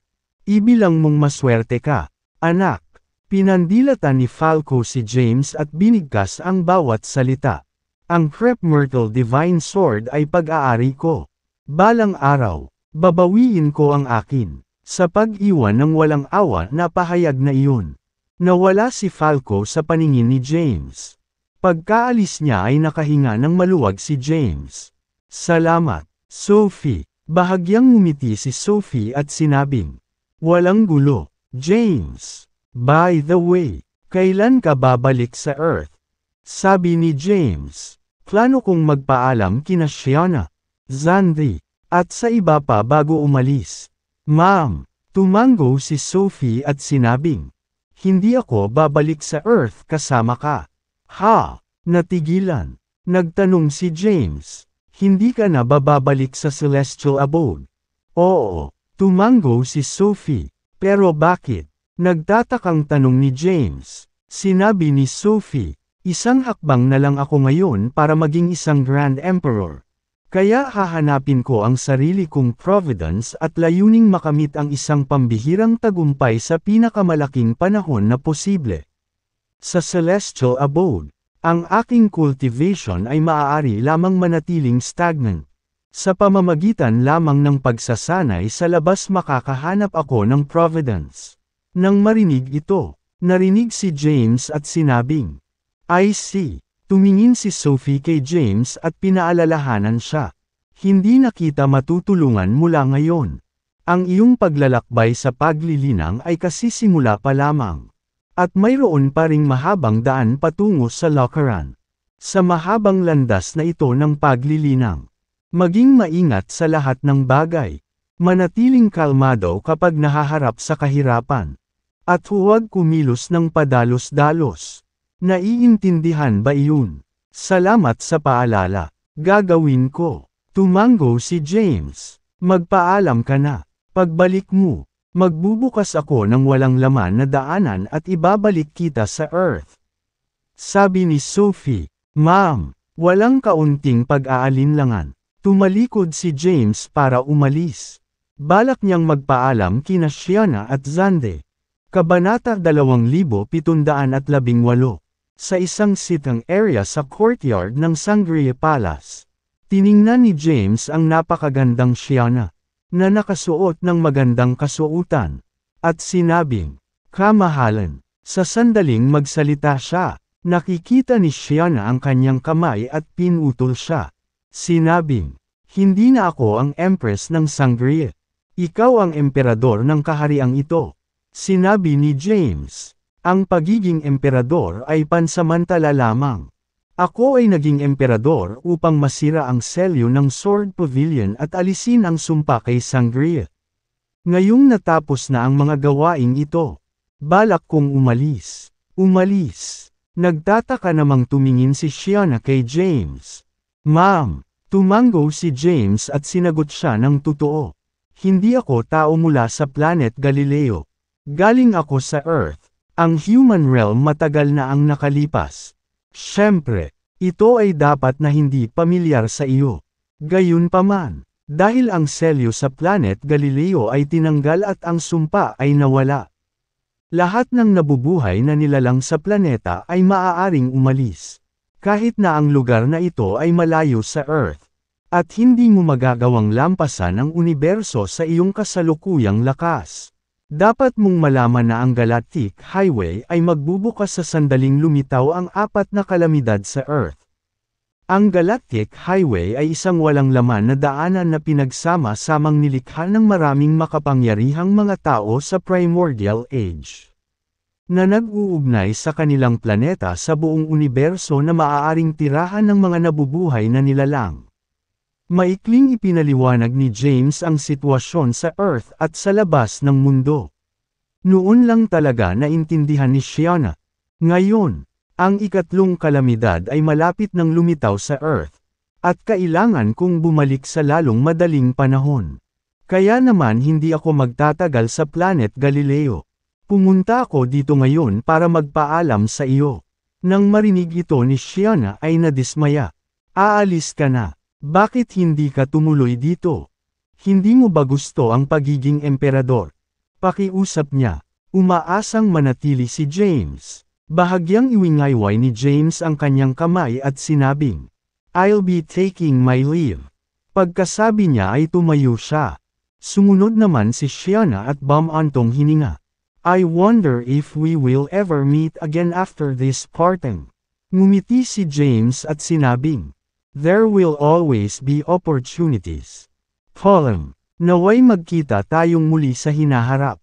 Pagkatapos, pumailang lang siya sa langit at sa outer space bago nawala ang paningin ni Shiana. Pagkaalis niya, umakbay si Xande kay Shiana. Umalis na ba siya?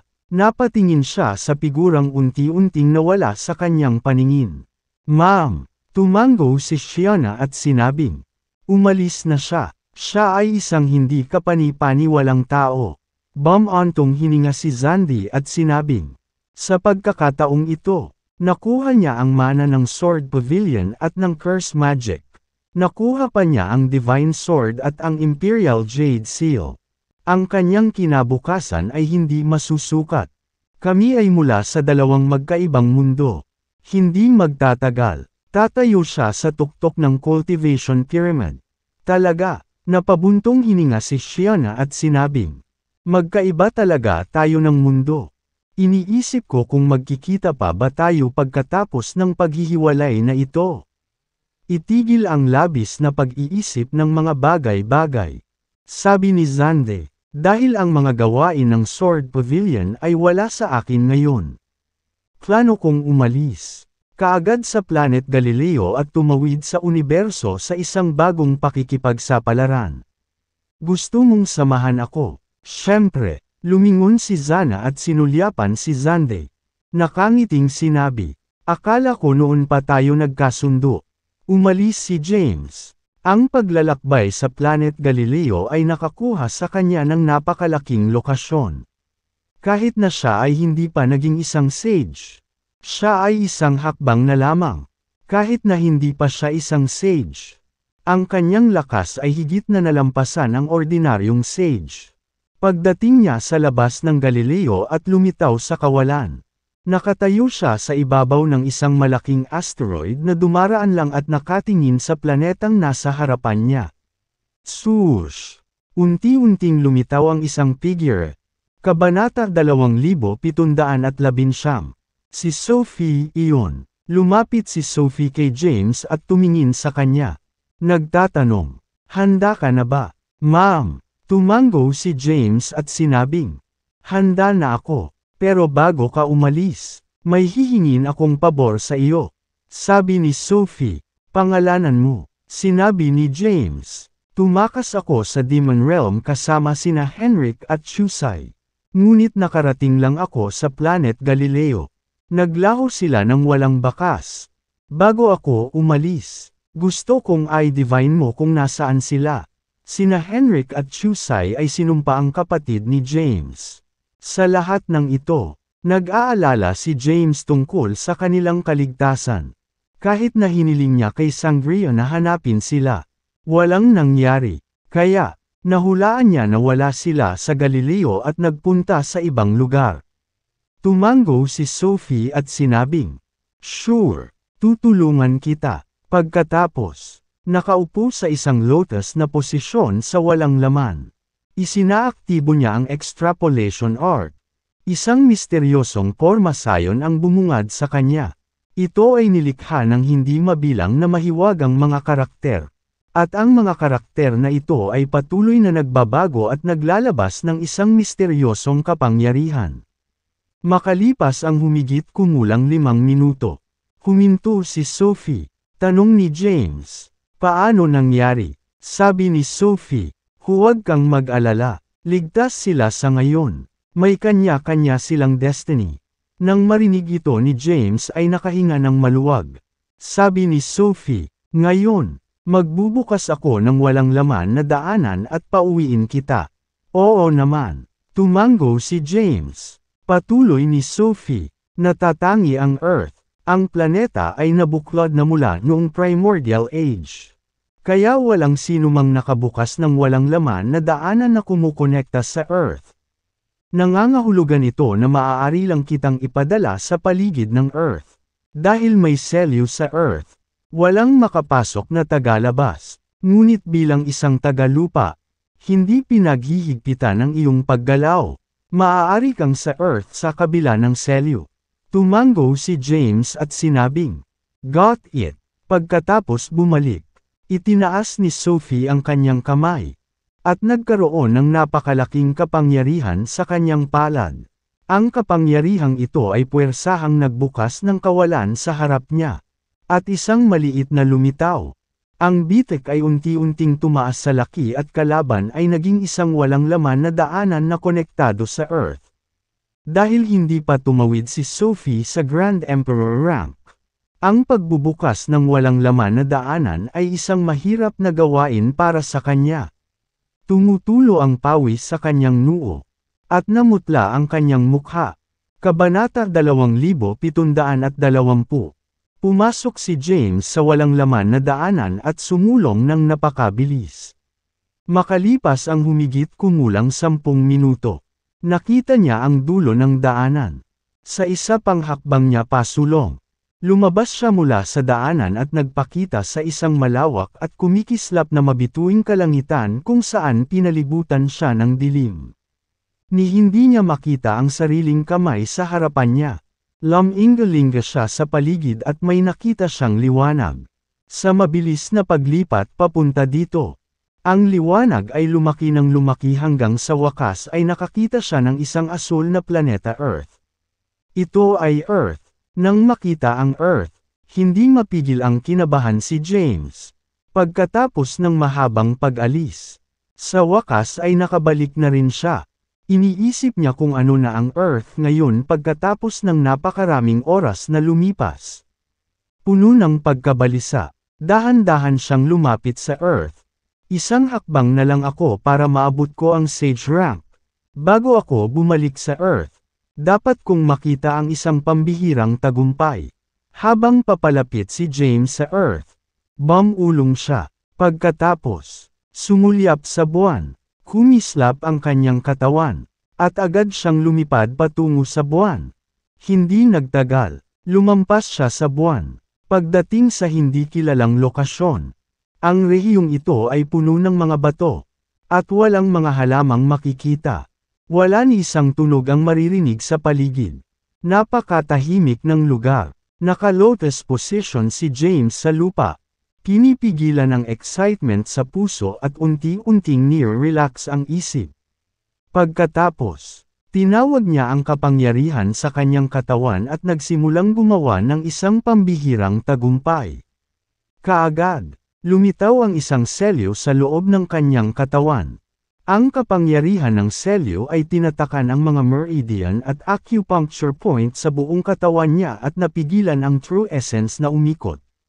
Sa Galileo, walang selyo nang sinubukan niyang gumawa ng isang pambihirang tagumpay. Ngayong umalis na siya sa planeta, muling lumitaw ang selyo. Gayunpaman, sa lakas ni James, ang pagsira sa selyo ay isang simpleng gawa. Kahit na hindi ito magiging madali, tiwala siyang masisira niya ito. Isang alon ng true essence ang tumama sa selyo ng paulit-ulit. Gayunpaman, dahil masyadong matigas at matibay ang selyo, nanatiling buo ang selyo kahit gaano pa kalakas ang pagtama ng true essence. Anuman, hindi sumuko si James, dahil kahit na ang mga patak ay tumusok sa isang bato, alam niya na balang araw ay luluwag ang selyo kung siya ay walang tigil na aatake.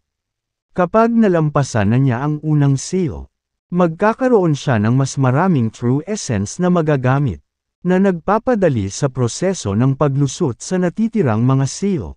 Habang nakaupo siya sa isang lotus na posisyon sa lupa, hinampas niya ang selyo ng paulit-ulit.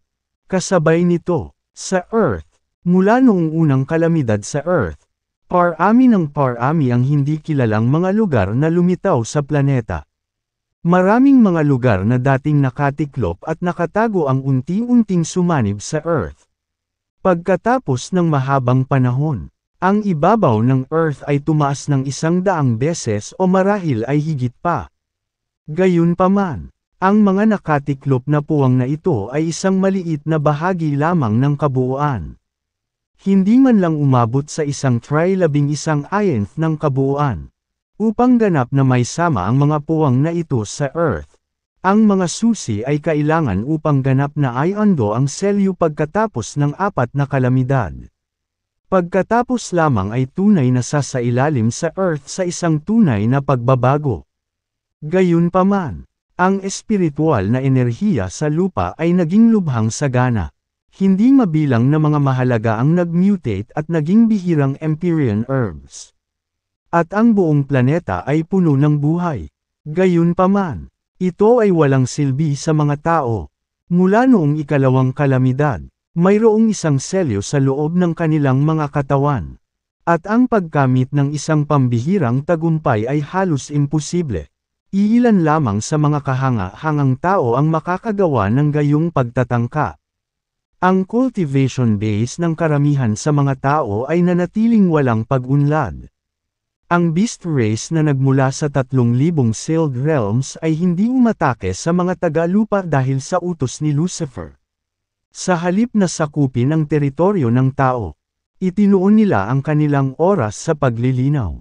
Ang mga hayop ay gumawa ng mabilis na pag-unlad sa kanilang lakas. Habang ang paglilinang ng mga tao ay nanatiling walang pag-unlad. Samantala, ang Wormstead, na naiwan ni James, ay naging pinakamakapangyarihang bansa sa mundo. Dahil kinuha ni James ang maraming sinaunang martial artist ng Solin. Nagresulta ito sa isang kakulangan ng mga magsasaka ng tao. Kung walang patnubay ng makapangyarihang mga figurang ito, iilan lamang kay Saul ang tumahak sa landas ng paglilinang. Karamihan sa mga tao ay nanatiling ordinaryong tao kahit na may mas malakas na pisikal na katangian.